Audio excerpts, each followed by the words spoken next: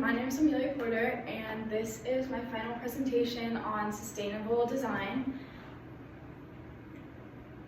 So throughout this semester, I chose to focus on a topic of sustainable design within architecture and interior design, since that's my major, and I wanted to incorporate what I learned from my biology class into what I'm also learning within my major, and I wanted that to be what I focused on for our final project. So for my project, I decided to really tie in what I did for my final studio project within the final bio project. So for my final studio project, I really had to think about sustainable architecture in a really different way. We were making an extension to the library at Alumni Hall, and this location is home to a very abundant amount of vegetation in the area, and so I didn't want to get rid of any of the pre-existing vegetation or anything like that because it homes many animals around here, as we have a lot of songbirds that hang out around campus, a lot of squirrels, a lot of deer that eat off the trees around the building.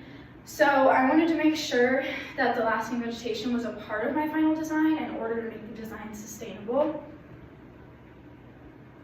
So the problem, as shown here, there are a lot of trees in front of the building where the extension would be located, and the only ways to make the design sustainable would either be to include the trees in the structure of the building and the extension of the building, or replant and relocate the vegetation that is already there and have to uproot it. So both of these ideas are just overall kind of difficult to manage when building an extension to a previously pre-existing building. So that is where my original struggle began to try and make this building sustainable. So as you can see here, this is the main tree I focused on, since it is the main area of where we are adding the extension onto the library. So I could either include the trees or relocate the trees.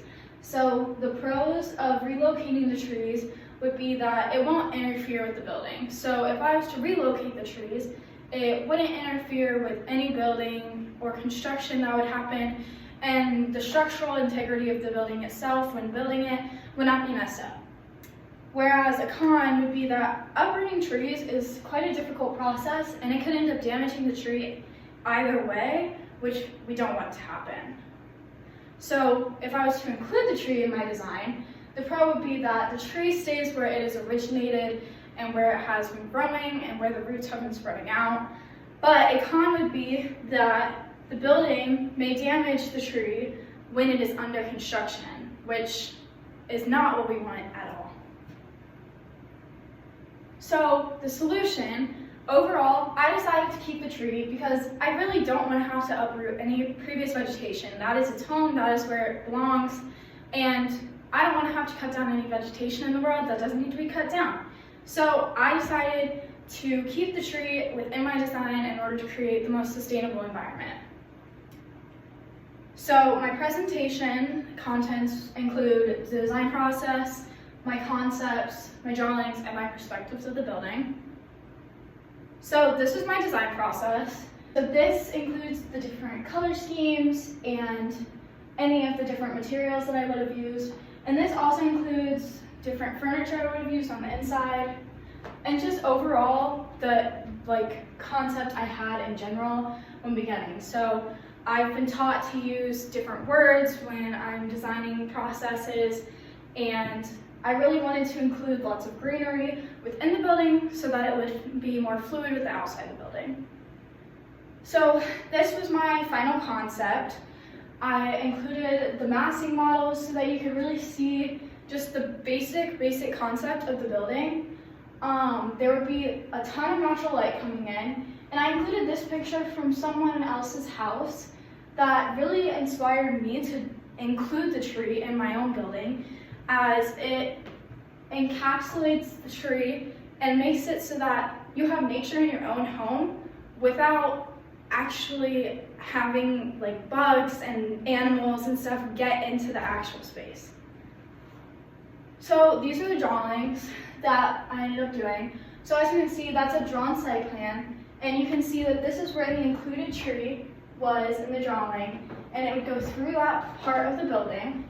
So it would go through right here, and this is where the extension would come off. So those are the sections and plans for my building. So this is the perspectives of my final building. As you can see, the outside, I've added lots of greenery. The top of the space would be a rooftop garden, which would include a greenhouse and would include spaces for students to sit and do homework, and would be completely open so that natural light would get in, and you could overall just have a great outdoor experience.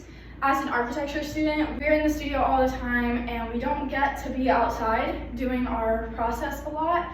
And so just having an outdoor garden right by our studio where we can just go right outside would be absolutely amazing, and it would help connect us with the environment, as well as making my design more sustainable because it adds more of the plants. So also you can see in this picture in the background, obviously it's a little faded because there's glass in the way, but through that glass door, that is where the tree would be, through that building. So in conclusion, including the main tree in my design was the best decision I could make in order to withhold a sustainable design. And although keeping the tree in my design holds some difficult construction procedures, it will overall protect the environment more significantly than just relocating the tree. And also, you can see here, this was the final model we did on the site plan model. And you can see that right here is where the tree would be going through it, and you have ways to get it to the rooftop garden. So that is my overall process of learning about sustainable design, and I hope you enjoyed. Thank you.